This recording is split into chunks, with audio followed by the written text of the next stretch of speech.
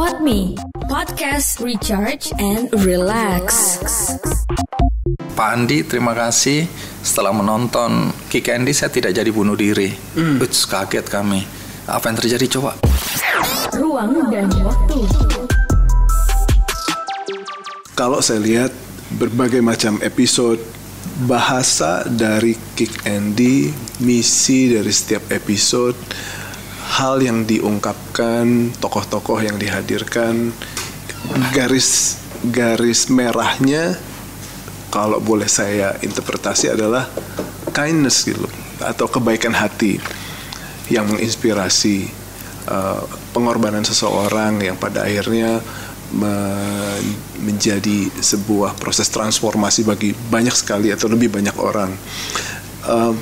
Bagaimana Mas Andi menjaga konsistensi itu agar tidak tergoda oleh hal-hal yang kontroversial? Karena sebagai seorang pengawal atau pemilik program, godaan untuk mendapatkan rating lebih besar, revenue lebih besar, itu kan pasti ada, dan itu sedikit banyak saya pikir itu pasti akan mengganggu ruh dari Kick Andy yang selama ini saya interpretasikan itu. Pengalamannya gimana sih? Betul sekali ya, godaan itu banyak sekali, apalagi kalau ada berita atau kejadian yang kontroversi. Di mana saya melihat Kick Andy bisa masuk di situ. Tapi biasanya ada kesadaran. Pertama, Kick Andy itu kan direkam, sehingga kalaupun kita mengangkat isu yang sama, itu dia akan ketinggalan. Kemudian kedua, Kick Andy bermain di wilayah yang kita sudah ada di hati penonton, ya, tidak lagi bermain terlalu politik, ya, tapi bermain di wilayah di mana kami dianggap bisa menginspirasi banyak orang dari cerita from zero to hero, ya, orang-orang miskin yang kemudian sukses, ya, dalam kehidupan dia, apakah di pendidikan, apakah di usaha dan lain-lain. Jadi ini untuk membangkitkan semangat saja bahwa siapapun sebenarnya berhak atas sukses itu. Dia mau lahir dari keluarga miskin, mau lahir dari keluarga yang pendidikannya rendah, artinya orang tuanya mungkin cuma SD, SMP, tapi dia berhak untuk sukses. Jadi perjuangan itu tidak, ibaratnya orang bilang garis tangan, nggak ada itu garis tangan. Yang ada adalah berjuang untuk mencapai atau mengejar mimpimu. Itu yang ingin dibangkitkan oleh Kick Andy. Bukan dengan teori-teori atau sekedar motivasi, quotes dan lain-lain, tapi ini cerita nyata dalam kehidupan mereka yang mungkin lahir dengan fisik yang tidak sempurna. Di Kick Andy kita selalu punya komitmen yang tinggi untuk mengangkat cerita-cerita semacam ini.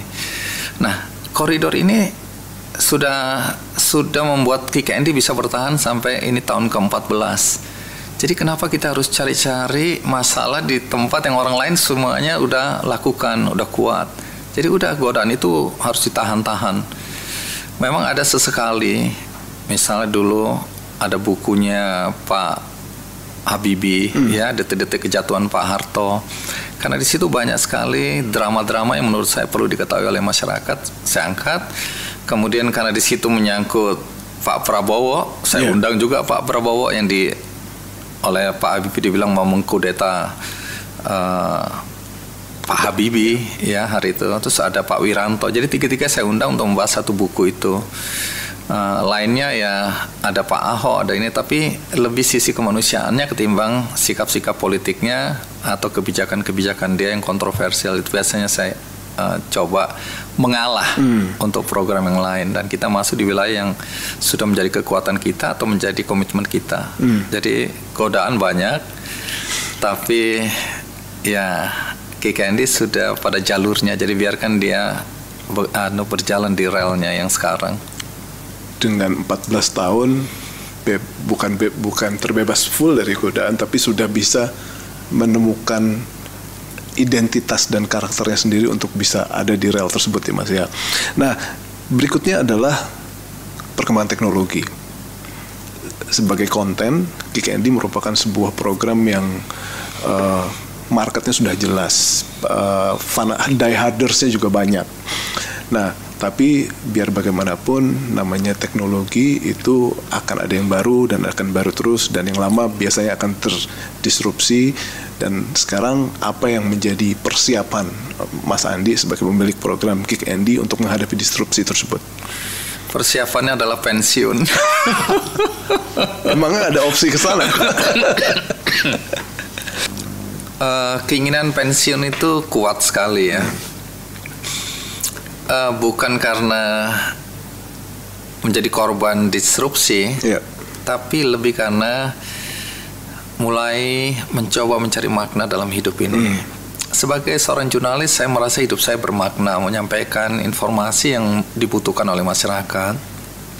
Sebagai pembawa acara, saya juga merasa hidup saya bermakna karena saya mengangkat cerita-cerita yang seperti tadi saya sampaikan. Karena itu sebagian besar seperti mengulang pengalaman hidup saya. Ya, kisah-kisah anak yang lahir dari keluarga broken home itu juga sering diangkat di Kick Andy.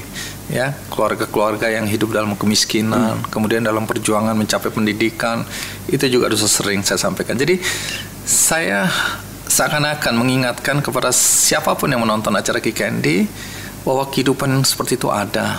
Anda kan mengalami juga masa-masa sulit dalam hidup Anda, bahkan ketika tadi cerita umur 8 tahun, adik masih 7 tahun, belum lagi yang 6 tahun ya. Orang tua harus berpisah, kita harus mencintai yang mana ini, dua-dua orang tua kita. Lepas dari kesalahan ada pada ibu atau ada pada ayah. Tapi kenapa Anda bisa seperti sekarang, saya bisa seperti sekarang, orang lain kenapa harus terjerat narkoba, seks bebas, hancur hidupnya. Nah, itu kan pelajaran yang perlu kita sampaikan kepada setiap orang agar tidak terjadi pada kehidupan mereka. Nah, itulah sebenarnya yang saya rasakan di acara Kick Andy, bahwa ini bukan cuma menginspirasi tapi menggerakkan orang lain untuk melakukan hal-hal yang baik. Tadi Anda bilang bahwa ini soal kindness ya. Karena apa? Misalnya satu hari ada seorang guru mengirim email ke kami. Dia bilang, Kick Andy, Pak Andi, terima kasih. Setelah menonton Kick Andy, saya tidak jadi bunuh diri. Kaget kami. Apa yang terjadi? Coba dikejar. Karena kebetulan dia mencantumkan alamat tempat dia mengajar. Suruh koresponden di sana, cari, ketemu. Ternyata menurut dia akhirnya urusannya sepele. Dia patah hati. Dan mau bunuh diri. Tapi pada saat itu dia menonton acara Kick Andy, topiknya adalah Dahlan Iskan. Cerita tentang bagaimana Pak Dahlan berjuang untuk bisa hidup dengan cangkok hati. Dia ceritakan betapa mahalnya, betapa rumitnya, betapa penderitaannya, ya baik keluarga untuk melanjutkan hidup. Nah, si ibu guru perempuan ini baru sadar ternyata hidup itu berarti sekali. Orang yang mau mati dengan penyakitnya seperti itu aja berjuang dengan segala kemampuan pembiayaan, waktu, pikiran, perasaan, dan penderitaan. Dia baru sadar, oh ternyata hidup itu berarti. Dia akhirnya tidak jadi bunuh diri. Saya undang akhirnya, saya pertemukan dengan Pak Dahlan Iskan di Kick Andy. Pak Dahlan, cerita Anda sudah menyelamatkan satu orang minimal yang kita tahu. Saya nggak tahu di luar sana berapa orang yang juga merasakan hal yang sama. Satu hari saya ke Bali, nyarter mobil Innova. Waktu turun dari bandara, setelah supirnya bantu-bantu saya naikkan koper, terus saya bilang, Pak Andi, boleh nggak saya peluk Pak Andi? Kaget aku, ini laki sama laki ini. Terus maksudnya apa? Nggak boleh atau tidak? Nanti saya ceritakan di mobil. Ya karena orangnya berharap sekali, walaupun itu di tengah tanten orang gitu. Ya sudah, kami berpelukan di tengah terik matahari panas itu. Malu juga nanti kalau orang lihat, ngapain laki-laki pelukan di tempat parkir gitu kan. Udah begitu masuk, aku tanya, kenapa kamu mau peluk aku tadi? Pak Andi, saya ini dulu door boy, tukang buka pintu sebuah hotel. Saya merasa hidup saya kok begini-begini aja, gaji kecil, nggak ada masa depan. Jadi satu malam saya nonton acara Kick Andy. saya lupa dia cerita apa, tapi pokoknya from zero to hero, orang miskin yang akhirnya sukses jadi pengusaha. Dia bilang, wah saya harusnya bisa juga, tapi apa ya? Dia ingat di hotel itu kan orang antar jemput sewa mobil. Nah dia punya uang tabungan, dia hubungin sepupunya, kita beli kijang aja, kijang bekas. Belilah mereka kijang bekas itu. Terus dia jadi drivernya untuk sewa menyewa itu. Dia bilang, Pak Andi naik mobil ini, saya sengaja jemput dengan mobil terbaru saya. Terus aku tanya, kenapa? Ini adalah mobil ketiga saya. Dan waktu nangis aku kalau ini. Waktu saya beli mobil ini, saya bilang satu hari saya harus ketemu Pak Andi. Saya harus peluk dia. Karena hidup saya berubah gara-gara Kick Andy. Dan cerita semacam ini banyak sekali. Misalnya ada satu namanya Pak Hari, saya ingat, di Pamulang. Dia juga kirim surat, Pak Andi dan teman-teman Kick Andy, terima kasih. Karena hari ini kaki saya diamputasi. Kaget lagi saya. Coba cari tahu apa yang terjadi sama Pak Hari ini. Ternyata Pak Hari ini kecelakaan, kakinya dipasang pen, tapi kemudian membusuk. Dokter udah bilang harus dipotong, diamputasi. Istrinya udah nangis minta agar dipotong. Dia bilang, enggak, hidup saya kiamat kalau saya potong kaki ini. Nah, malam itu. Ini untuk episode prostetik itu bukan? Iya. Oke. Itu awal mula bagaimana saya merasa bahwa ini harus jadi. Nanti saya akan cerita Kick Andy Foundation di belakang ini banyak kegiatan. Nah, istrinya udah nangis semua, dia nggak mau. Dia bilang, saya akan hidupnya kiamat kalau itu. Malam itu dia nonton Kick Andy. Episodenya adalah Sugeng Siswo Yudono, anak muda umur 17 tahun, ditabrak truk, kakinya harus diamputasi, keluarga miskin, patungan, beli kaki palsu, sekian tahun kemudian kaki palsu rusak, nggak bisa beli baru lagi, nggak ada yang mau patungan. Akhirnya dia coba-coba bikin sendiri dan berhasil.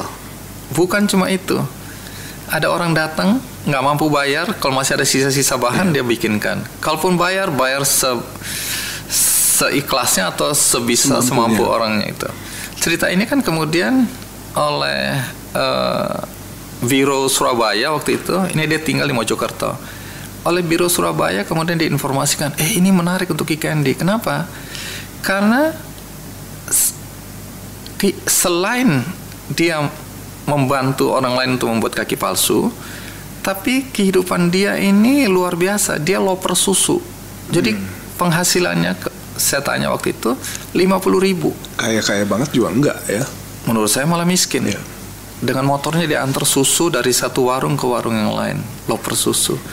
Tapi dalam kemiskinannya dia masih mau berbagi. Nah, ini kan cerita cocok untuk Kick Andy. Nah, itu yang saya ceritakan malam itu. Langsung Pak Hari ini panggil ibunya, Bu, sini. Besok bawa ke RSCM, potong kaki saya. Ibunya yang kaget. Ada apa? Lihat, itu orang miskin. Setelah potong kaki, apalagi di Kick Andy kan Sugeng itu kan ketawa-ketawa sama aku kan. Saya copot kakinya, terus udah silakan pulang gitu kan. Bercanda, dan dia menikmati candaan itu. Nah, oleh Pak Hari dia bilang, lihat, orang miskin aja ternyata nggak kiamat hidupnya. Saya yang berpendidikan, udah kerja baik-baik, udah potong. Saya angkat lagi ceritanya di Kick Andy. Pak Hari, ayo ceritakan tentang pengalaman Pak Hari ini. Cerita. Nah, singkat kata dari situlah kemudian kita bikin gerakan kaki palsu sampai hari ini. Jadi udah berapa 9 tahun yang lalu itu. Dan itu adalah bagian dari bagaimana Kick Andy bukan hanya memperpanjang episode-episode sampai tahun ke-15, 16, atau 17 atau seterusnya, tapi itu bagian dari pembentukan legacy, yakni lewat Kick Andy Foundation. Saya melihat sebenarnya Kick Andy itu hanya etalase. Orang bisa menyebut Kick Andy menginspirasi, oke.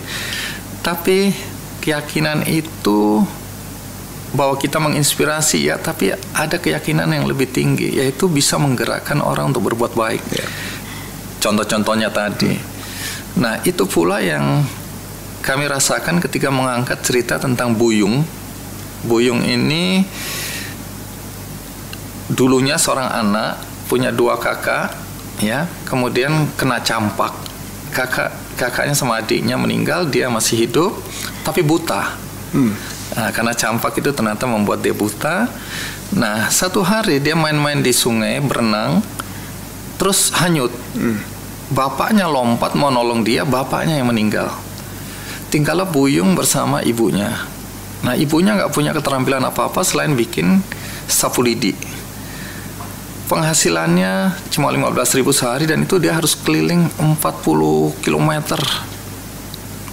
dari pagi sampai malam. Sampai satu hari kan orang tuanya atau ibunya ini kan jadi renta tua, dibikinin gerobak, ibunya naik di atas, Buyung yang buta ini yang narik gerobak itu. Awalnya tentu ibunya bilang kiri kanan, lama-lama Buyung udah hafal lah. Ketika cerita ini diangkat, artinya dalam kondisi seperti itu mereka tidak mengemis. Mereka mencari atau berjuang mencari penghidupan dengan jualan sapu lidi. Nah, ketika kisahnya diangkat, respon orang luar biasa. Apa itu? Mereka ingin nyumbang. Waktu itu kan kita nggak tahu nyumbangnya gimana. Nah, akhirnya karena dulu ramai dompet ini, dompet itu, dompet ini, maka akhirnya kita bikinlah dompet, buka dompet untuk nolong Buyung. 2 minggu terkumpul 175 juta. Kemudian waktu itu Fahmi Idris, dia masih Menteri Perindustrian dan Perdagangan, digabung waktu itu. Dia bilang, Andi, itu bagaimana ceritanya? Aku mau nyumbang tuh Buyung. Aku bilang, udah banyak yang nyumbang. Terus bilang, udah berapa terkumpul? Sekitar 175. Ya udah, aku lengkapi jadi 200 juta. Nah, dia kasihlah uang 25 juta lebih sekian gitu. Nah, kami belikan dia, Buyung tanah, bangunin rumah, 100 jutanya kita simpan di bank. Terus kemudian hanya boleh dikeluarkan atas persetujuan. Dulu ada anggota DPRD yang ikut membantu, koresponden kita di sana, sama ketua adat atau lingkungan di sekitar dia. Kalau nggak boleh. Karena tiba-tiba kita tahu semua orang aku saudara dia, pernah berjasa, kecilnya dulu pernah ditolong gini. Semua minta bagian, pusing akhirnya. Terakhir memang kita bilang udah serahkan aja deh, karena kita dianggap memanipulasi, bukan kita, koresponden kita dianggap menghambat lah ini itu. Padahal maksud kita jangan semua orang, karena ini tinggal 2 orang yang pendidikannya rendah dan seterusnya. Tapi singkat kata itu, oh berarti Kick Andy juga bisa mendorong orang untuk berbuat baik, memperkuat. Maka kayak Sugeng tadi, waktu kisahnya diangkat, kan banyak orang sekarang minta kaki palsu. Kita bilang, oke, kita galang dana. Waktu itu banyak yang ikut partisipasi, dapat 1,7 miliar, kita mulai gerakan itu. Dan sampai hari ini, udah berganti-ganti. Terakhir ini dengan AP2, Angkasa Pura 2, kita dapat udah 2 kali nih. Yang pertama 1,3 miliar, yang terakhir ini dapat 1 miliar 40 juta sekian lah. Untuk prostetik buat warga yang nggak mampu. Sambil kami juga lakukan operasi katarak.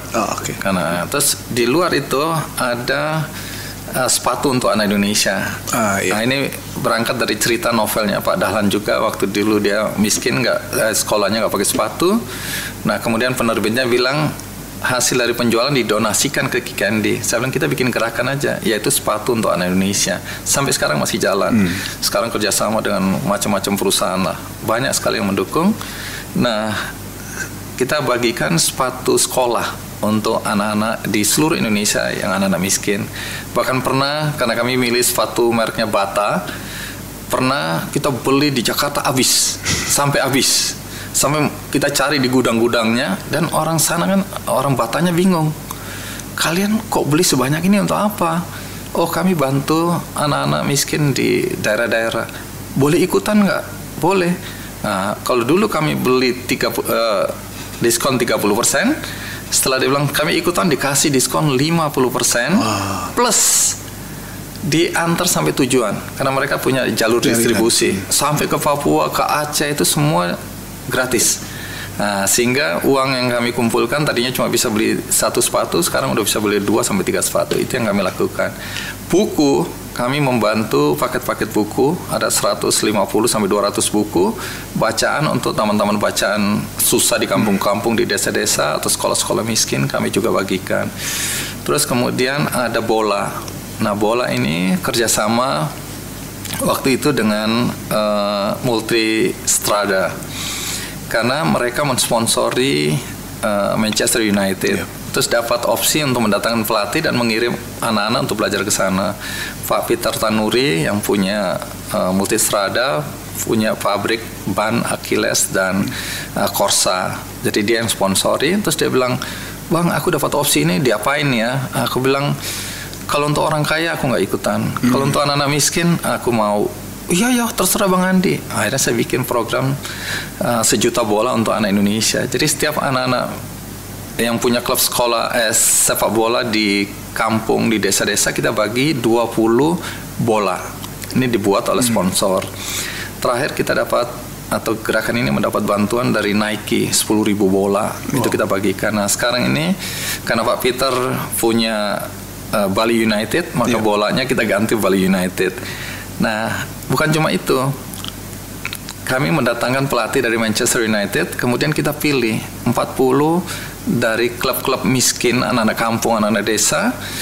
Kita hubungin semua pelatih-pelatihnya, terus kemudian mereka boleh mengirimkan, kita seleksi tentu ya, 40 anak akhirnya kumpul di Jakarta, dilatih oleh pelatih dari Manchester United.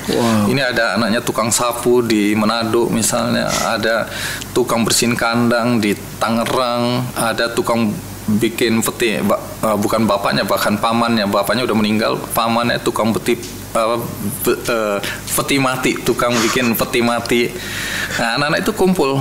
Nah, terus yang terakhir di Bali kami kumpulkan ada 60, udah jadi 60 anak dilatih oleh pelatih dari Manchester United. Terus kemudian 6 anak dari 40 anak itu 2 kali kami pilih, kami berangkatkan ke Manchester United.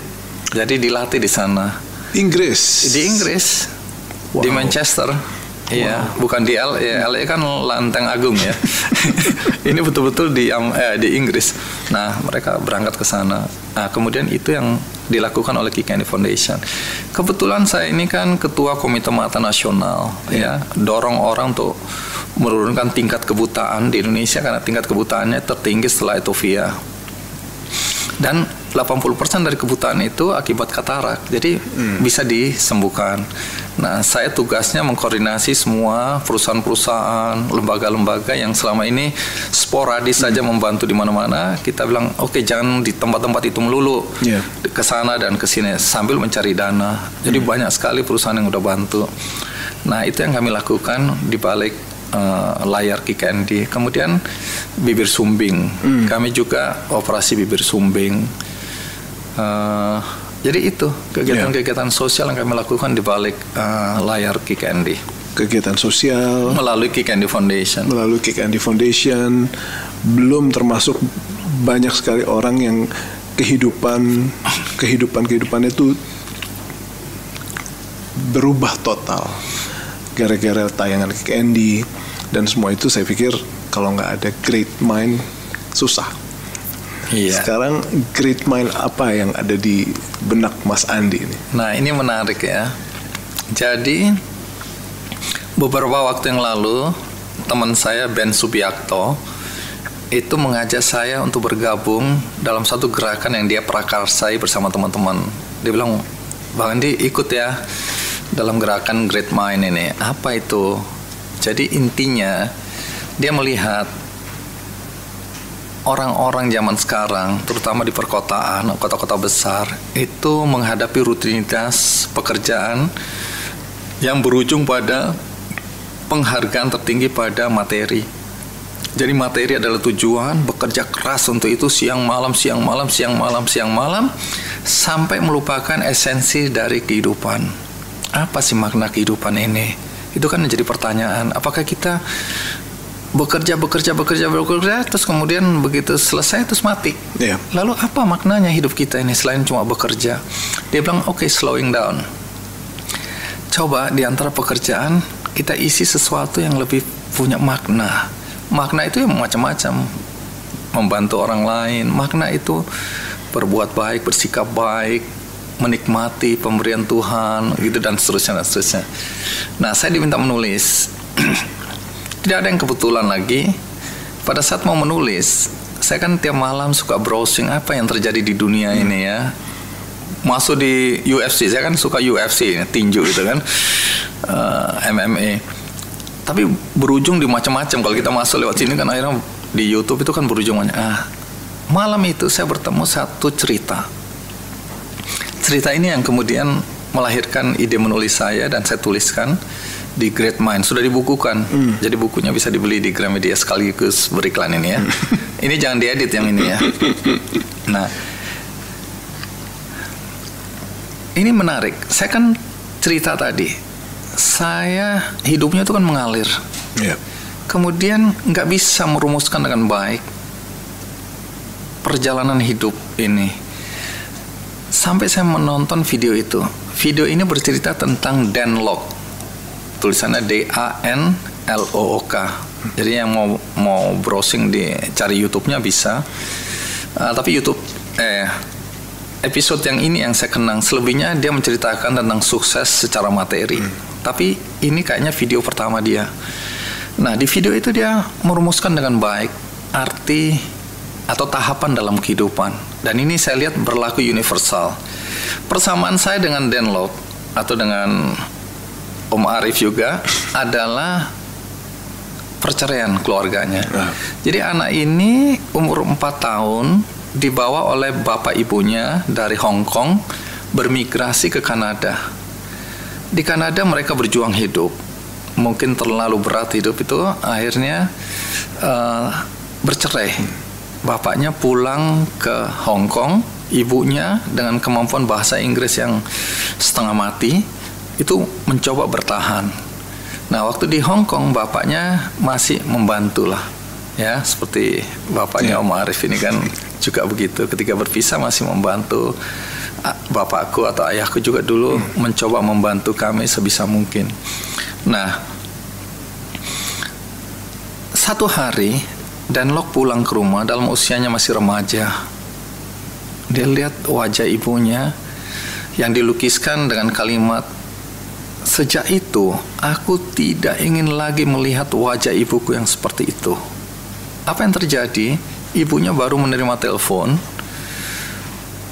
di mana isi pembicaraan adalah ayahnya tidak bisa lagi membiayai ibu dan anak di Kanada ini karena perusahaan ayahnya bangkrut. Dari situ Dan Lok bilang, aku harus berusaha agar aku tidak melihat wajah ibuku seperti itu lagi. Jadi dia jadi tukang potong rumput, tukang koran, bikin brosur dan lain-lain. Singkat kata, akhirnya dia sukses.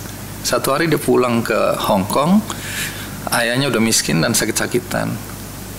Dia bilang, "Dad, kamu lihat apartemen ini, gedung apartemen." Iya.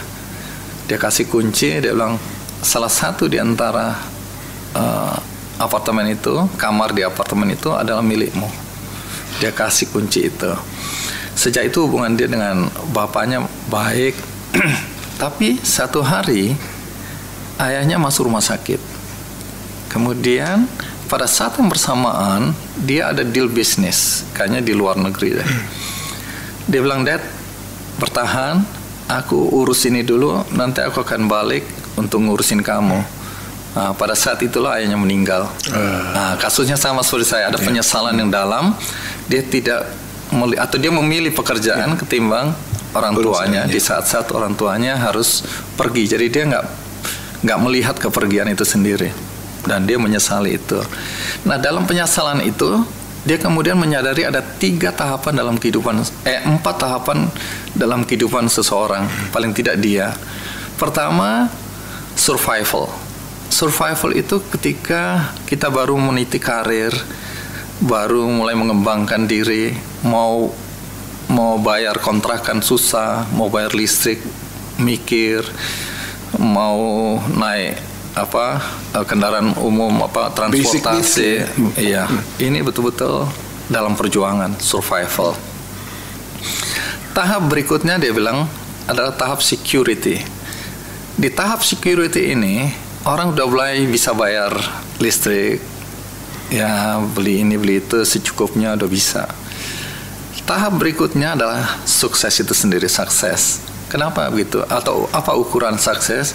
Yaitu ketika apa yang dia mau beli dia bisa beli. rumah bisa beli, mau bepergian dia bisa bayar, mau beli mobil dia ada duitnya dan seterusnya dan seterusnya. Jadi dan mulai terkenal, populer. Karena dia sekarang kan udah mulai jadi YouTuber atau pembicara di mana-mana. Dia dikenal luas, didengar omongannya. Sampai saya teringat kata Alibaba ini, Jack Ma pernah bilang di salah satu YouTube-nya, kalau kita jadi orang miskin, apapun nasihat kita oleh orang lain dianggap kentut.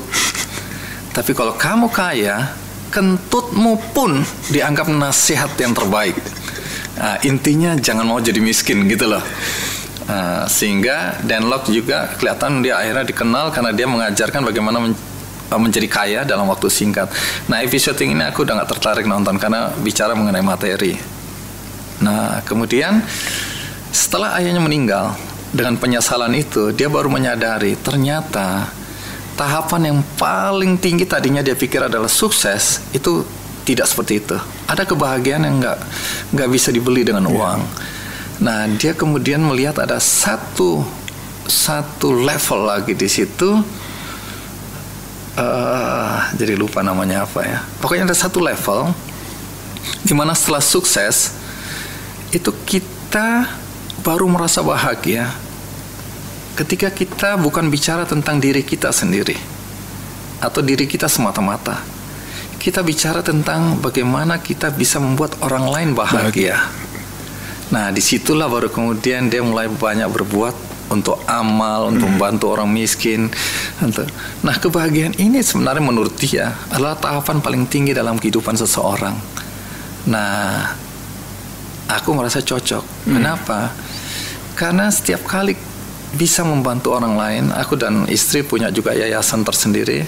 Kita punya PAUD di Kampung Dadap, kami punya klub sepak bola, kami punya TBM, PKBM, ya pusat kegiatan belajar masyarakat, dan kami membantu banyak sekali panti asuhan di Sumba, di Ambarawa, di Bintaro, pokoknya di terakhir di Temanggung. Jadi istriku tuh kalau lihat gitu-gitu, boleh nggak kita bantu? Kamu seluruh duit ada di kamu, jadi kamu yang menentukan. Kalau kurang kamu, kalau berlebih kamu mau kasih silakan. Aku hanya mencari uang. Nah, itu yang kami lakukan. Nah, banyak orang yang takut bahwa kalau mereka berbagi, mereka akan kekurangan. Mereka kalau mau membantu orang lain, mereka akan jadi miskin. Nah, saya mau tekankan hari ini, siapapun yang mendengar acara ini, jangan percaya itu mitos. Setiap kali kita mau membantu orang, Tuhan akan membukakan jalan. Saya nggak pernah merasa kesulitan ketika ada keinginan bantu orang, dengan caranya sendiri Tuhan akan memberikan apa yang kita butuhkan. The more you give, the more you get. Betul. Nah, kalau itu tujuannya, asal jangan itu menjadi kalau gitu aku berbagi supaya aku dapat. Bukan. Intinya jangan takut miskin, karena itu yang saya rasakan. Begitu kita ngasih orang nih bantuan, mau besok, mau lusa, mau minggu depan, itu akan berbalik ke kita dan berlipat-lipat. Ya. Itu kita harus yakin, udah percaya sama saya. Saya merasakannya, teman-teman saya merasakannya, hampir semua orang yang saya temuin merasakannya. Gak pernah jadi miskin. Dengan apa yang kamu miliki, berbagilah. Jangan nunggu lagi nih waktu. Siapa tahu besok kamu udah mati, besok kamu meninggal. Berbuat baik itu sesegera mungkin. Salah satu yang paling mudah, senyum. Saya bilang gak usah modal deh. Tiap hari kamu tersenyum pada orang-orang, ucapkan terima kasih. Itu aja membahagiakan orang. Terima kasih, permisi, maaf. Itu kata-kata yang membuat orang bahagia tanpa kamu kehilangan Rp1. Apalagi kalau kamu bisa berbuat lebih dari itu. Kalau kamu punya kemampuan komputer, bahasa Inggris, matematika, berbagi ilmumu itu kepada siapa saja yang membutuhkan, terutama anak-anak miskin di semua. Nah, kebahagiaan itu yang nanti akan kita rasakan. Nah, di Great Mind ini kita dorong orang untuk merasa bahagia dalam konteks seperti ini. Nah, konteksnya masing-masing, kehidupannya masing-masing juga. Nggak harus bagi uang, nggak harus bagi ini, tapi ada satu tahapan dalam kehidupan yang akan membuat kita bahagia, yaitu ketika kita bisa berbagi dengan orang lain, sekecil apapun. Nah, ini ada kaitannya dengan platform crowdfunding benihbaik.com. Apa tidak ada atau enggak? Ada. Jadi, satu hari saya dan Pak Roni, sebenarnya ini awalnya dari situ. Pak Roni itu adalah pemilik baju Eiger, merek Eiger di Bandung. Ya, ini orang baik sekali. Nah, dia minta saya untuk endorse baju-baju Eiger. Untuk itu dibayar. Saya bilang, Pak Roni, nggak usah dibayar, saya dengan senang hati. Kenapa? Pertama, ini produk dalam negeri. Kedua, Anda sudah banyak berbuat baik dalam kehidupan Anda. Buat saya memakai ini adalah kebanggaan. Nah, jadi kasih saya aja produk-produknya, saya akan pakai, ya. Dan nggak usah pikirkan mau bayar saya berapa, oke? Nah, kemudian muncul gagasan, Bang, saya punya panggilan untuk dunia pendidikan. Menurut Abang gimana nih? Saya punya tanah, ada 2 hektar di sini, ada 4 hektar di sana. Apa kita bikin sekolah atau apa? Anda mau kemana? Terus cerita-cerita saya bilang gini, saya lagi punya perhatian yang intens terhadap sociopreneurs. Saya punya namanya Big Circle, dulu Big Bang di Kompas. Saya dorong anak-anak muda untuk terjun ke dunia usaha, tapi usaha ini harus berdampak baik untuk para peternak, ya, nelayan, ibu-ibu rumah tangga. Saya ingin agar anak-anak ini mulai memikirkan bukan cuma materi, tapi apa dampak kebaikan yang aku bisa buat dengan apa yang aku sedang usahakan atau jadikan bisnisku. Bagaimana kalau kita bikin akademi sociopreneurs? Oh, aku setuju. Gitu. Tapi dalam proses itu terpikirkan lagi, bagaimana kalau kita punya platform untuk mengangkat cerita-cerita seperti ini dan seterusnya. Setuju. Nah, di tengah jalan saya bertemu dengan seseorang yang tadinya kita minta tolong untuk bikin platformnya sekaligus aplikasinya. Ternyata anak ini jago sekali. Terus waktu ngobrol-ngobrol dia bilang, Mas Andi kan selama ini berbuat baik, tapi caranya kan konvensional sekali. Telepon kiri, telepon kanan, bisa bantu ini enggak? Saya kan kalau ada kasus, saya telepon teman saya, misalnya Pak Irwan Hidayat sudah muncul. Aku bilang, ada orang mau dioperasi nih, butuh 40 juta. Oke, aku kirim. Kadang-kadang aku bilang, kenapa sih Anda kalau dimintain selalu oke? Dia bilang, Andino ya, aku harus berterima kasih sama kamu. Karena aku dikasih kesempatan untuk berbuat baik dalam hidupku. Oh, begitu cara dia memandang. Oke. Jadi ini cara-cara yang dianggap konvensional, ya. Telepon kiri, telepon kanan, mau pertemukan. Dia bilang, kenapa kita nggak bikin platform aja? Platform apa? Crowdfunding. Jadi ngumpulin dana masyarakat. Dan dia jago IT, dia punya tim yang hebat-hebat itu. Dia bikin dan proses. Aku bilang, oh, dengan senang hati. Pada saat yang bersamaan ketika proses ini berjalan, Timi dari kitabisa.com kan minta ketemu aku juga. Bang, boleh nggak aku dibantu, kita kerjasama yuk dengan Kiki Andy dan Kiki Andy Foundation. Apa itu? Cerita-cerita tentang orang yang menggalang dana dengan segala kesulitan hidupnya, kita angkat di Kiki Andy untuk membuat banyak orang terpanggil untuk saling menolong. Aku bilang setuju banget aku. Maka kami saat ini sudah kerjasama. Berapa kali saya sudah angkat kisah-kisah dari orang-orang yang berkesusahan itu di kitabisa.com. Aku bilang, tim, aku lagi bikin juga mungkin mirip itu, namanya benihbaik.com. Kitabisa.com nggak cukup untuk menyelesaikan banyak masalah. Jadi kita perlu platform yang lain untuk memperluas perbuatan baik. Oh iya ya bang. Tapi mungkin aku lebih dari itu, karena kalau di Kitabisa kan lebih sosialnya. Nah, kalau di benihbaik.com, di satu sisi kita akan menolong orang-orang yang membutuhkan pertolongan, saudara-saudara kita, baik apakah dia korban KADRT, misalnya ibu-ibu yang dipukulin suaminya tapi nggak berani cerai atau nggak berani pisah karena dia nggak tahu mau berusaha apa. Nah, kalau kita kasih modal mungkin dia bisa keluar dari penderitaan dia. Kemudian ya kita tahu persis, misalnya saya ketemu kemarin sama Bu Kofifa Indar Parawansa, dia cerita mengenai anak yang kembar dempet itu apa?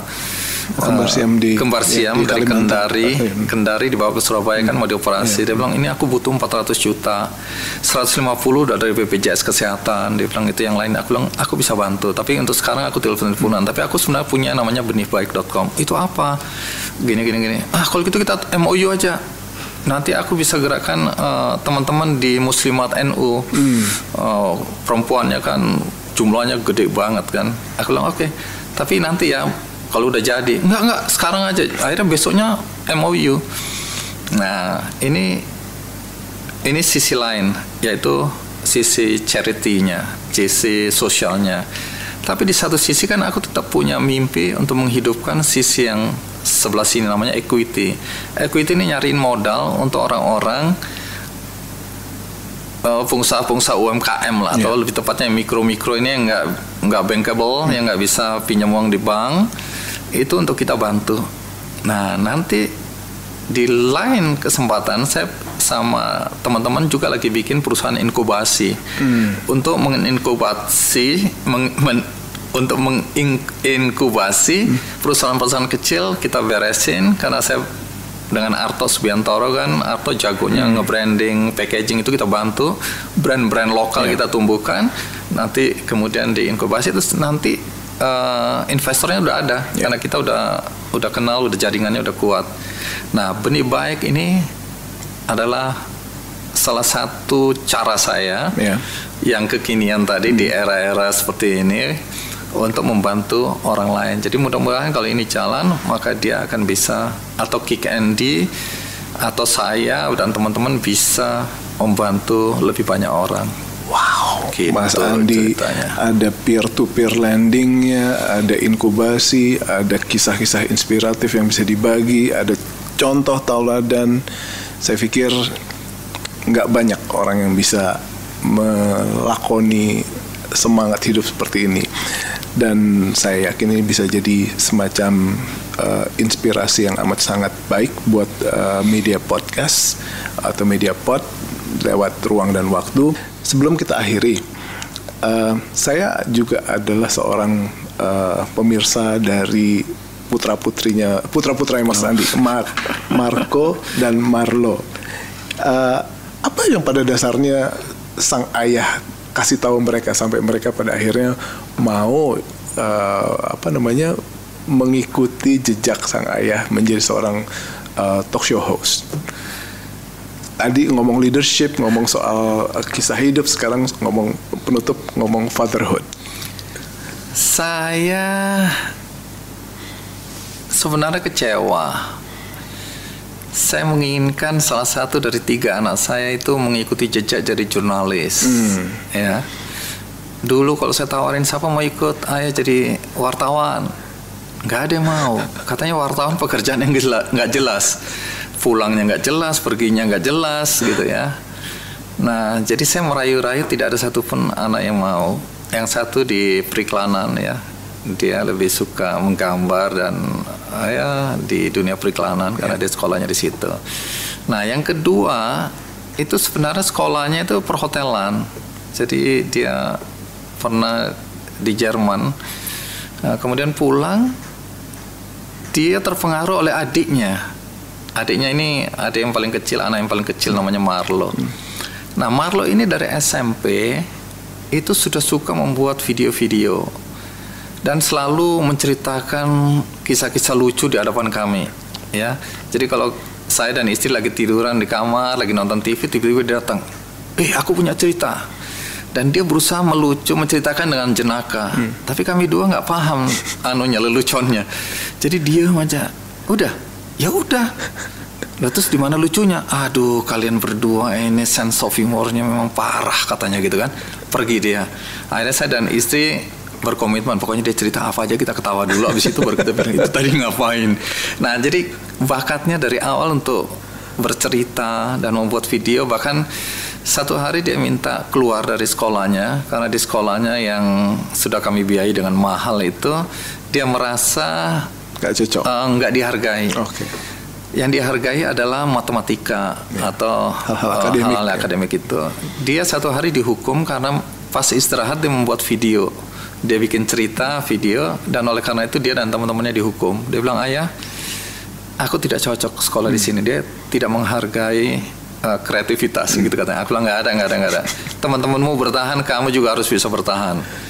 Dia ngotot tiap hari meneror gitu. Aku bilang gini deh, tahan 1 tahun. Kalau nggak sanggup, baru kita datang. Kamu boleh milih sekolah di mana. 1 tahun dia datang lagi. Ayah, aku nggak mau lagi. Iya. Terus mau apa? Homeschooling. Dia memilih homeschooling. Panik lah saya. Nah, tapi untunglah setelah lulus dia masuk di London School, pilih art performing. Terus kemudian dia mengembangkan dirinya di YouTube, makanya jadi YouTuber, gabung sama teman-temannya. Jadi dia adiknya yang lebih dulu ini, adiknya yang lebih dikenal lebih dulu, punya beberapa karya. Dianggap lucu, tapi sampai hari ini kami nggak ngerti lucunya di mana. Tapi kata dia kalau ayah dan ibu ketawa lucu berarti kami gagal. Jadi kalau nggak lucu malah berarti sukses, karena orang tua seumur kami katanya nggak ngerti lelucon-lelucon mereka. Oke? Nah terus kakaknya mulai ketepa. Jadi kakaknya udah lulus, udah dari SMA, tamat SMA mereka punya kafe sama teman-temannya yang sekarang udah dewasa itu, namanya Tutup Panci. Aku yang kasih nama itu juga karena pinjam uang kemana-mana nggak ada, saya minta, ayah kita perlu modal, ya berapa, sekian. Oke, aku bilang tapi ini bentuknya pinjaman ya, bukan pemberian. Iya, kalau gitu bikin dulu perusahaannya apa nih? Emang harus bikin perusahaan? Oh bikin perusahaan. Artinya saya kasih ke akta notaris teman itu, dia bikin, udah harus bayar sendiri tapi utang ke saya.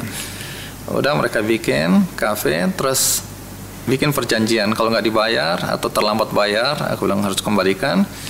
Nah, sekarang saya bilang kamu nanti ke bapakmu minta uang, kamu ke bapakmu atau orang tuamu. Nah, anak saya bilang kamu ke ibumu cari uang, bagaimana caranya bayar uangnya ayah. Emang kalau nggak bisa bayar gimana? Oh, ayah laporkan polisi, kalian 5 orang waktu itu, 5 masuk penjara. Hah? Atau ada jalan keluar, kalian kerja nyuci mobil, nyuci apa, ngepel apa sampai dianggap lunas, kita sepakati. Rupanya mereka takut, jadi mereka terus namanya kalian apa? Oh mereka beli kafe, ini kafe. Aku bilang nggak, kalau mau dapat pinjaman namanya Tutup Panci. Hah, Tutup Panci? Ya rupanya mereka setelah keluar gitu bahas, mereka belum menjijikkan nama itu. Udah nggak lama kemudian 2 minggu mereka kembali lagi, ayah setelah dipikir-pikir nama Tutup Panci lucu juga ya, jadi setuju perjanjian, setuju. Kata istri saya, kamu tahu nggak, mereka udah pinjam kemana-mana nggak ada yang mau kasih kan, hanya kamu. Jadi mereka terpaksa nyerah pakai nama Tutup Panci. Nah, sampai sekarang, artinya dari SMA sekarang udah 7 tahun ini Tutup Panci. Nah, tapi ternyata belakangan kakaknya ini kebawa-bawa adiknya, mulai bikin YouTube, akhirnya punya ini sendiri. Nah, terakhir ngobrol sama teman-teman Metro TV, dia bilang, Bang, bagaimana kalau anaknya bikin program aja di Metro? Jadi karena Metro TV melihat mereka punya fanbase atau YouTubers yang memang udah kita butuh program besar untuk anak-anak muda. Iya. Aku bilang ya tanya aja sama mereka. Nah ketika ditawarin, saya bilang kalian mau nggak di Metro? Oh nggak mau, nggak ada yang nonton itu ayah, orang nggak nonton TV lagi. Anak-anak ini selalu merendahkan bapaknya ini. Nggak ada yang nonton tuh ayah. Anak-anak sekarang mana nonton TV, nanti kita udah capek-capek di situ nggak ada yang nonton. Loh, justru bagaimana kalian mendorong teman-temanmu, generasimu untuk nonton TV, tapi programnya kalian. Oh, males kalau bikin TV itu kan kayak ayah itu, Ki Candy, membosankan katanya. Waduh. Aku bilang gini, ayah usulkan bagaimana kalau gaya kalian nggak berubah, gaya YouTubers tapi di televisi. Oh kalau itu mau, jangan diatur seperti televisi gitu, kita yang kayak di YouTube ya. Oke. Nah, bilang ke Metro, anakku mau asal dia nggak jadi program televisi tapi YouTube yang dibawa ke televisi. Oh iya bang, setuju. Nah, lahirlah makanya namanya The Loco Brothers. Loco itu dari sebenarnya Marlo dan Marlo dan Marco. Tapi karena bahasa Spanyolnya ada agak gendeng dikit, dipakai jadi The Loco Brothers. Oke. Jadi itu tidak ada kaitannya sama sekali sama intimidasi ayahnya. Enggak, mereka itu kalau bisa malah awal-awalnya mereka jadi YouTuber, jadi itu kan mereka nggak pakai nama Noya. Nah, jadi satu hari waktu kami liburan di Bali, kan aku juga udah punya Instagram dong, Ki Candy Show tapi sama Facebook Kick Andy Show. Terus tak upload karena teman-teman di Kick Andy bilang, "Bang, kehidupan pribadi juga di-upload dong. Jangan membosankan ini kalau cuma program-program. Mereka ingin tahu Andi Noe di balik layar seperti apa." Jadi aku upload foto lengkap keluarga. Nah, ternyata semua orang langsung teriak, "Hah? Ternyata Marco anaknya Kick Andy," gitu, heboh. Nggak lama anakku juga telepon, "Ayah, ngapain sih upload foto?" Akhirnya ketahuan dah kita anaknya Andi Noe. Loh, aku upload foto keluarga aku. Emang gue pikirin bahwa kamu kebetulan jadi anakku, ya nasibmu lah, aku bilang gitu kan. Nah, sejak itu akhirnya rahasianya terbongkar. Jadi terus aku bilang, "Kenapa sih nggak mau pakai Noya?" "Oh, kita nggak mau dibawa bayang-bayang ayah. Ayah jadi ayah sendiri, kami mau jadi diri kami sendiri." Nah, tapi sekarang ya banyak orang udah tahu dia anakku. Tapi banyak juga yang belum tahu kan. Kadang-kadang bilang, "Itu bener ya anaknya Pak Andi?" Nah, aku bilang, tanya aja mereka. Mereka nggak mau ngakuin aku jadi bapaknya, jadi ya sudah. Sangat bangga Mas Andi melihat dua pria muda yang bisa berpikir bebas, sangat kreatif, dan itu pasti akan terpulang pada bagaimana orang tuanya mendidik mereka. Saya sekali lagi mengucapkan terima kasih sama Mas Andi. Banyak sekali kisah perjalanan yang pada akhirnya sudah, saya harap bisa punya power yang sama dengan bagaimana Kick Andy bisa mengubah banyak hidup orang. Insya Allah kisah ini juga akan bisa berdampak positif bagi orang banyak. Mudah-mudahan. Saling mengisi, menginspirasi, dan siapa tahu bisa dapat solusi. Mas Andi Noe, terima kasih banyak. Sukses dan sehat-sehat lalu. Sama-sama. Ruang dan waktu.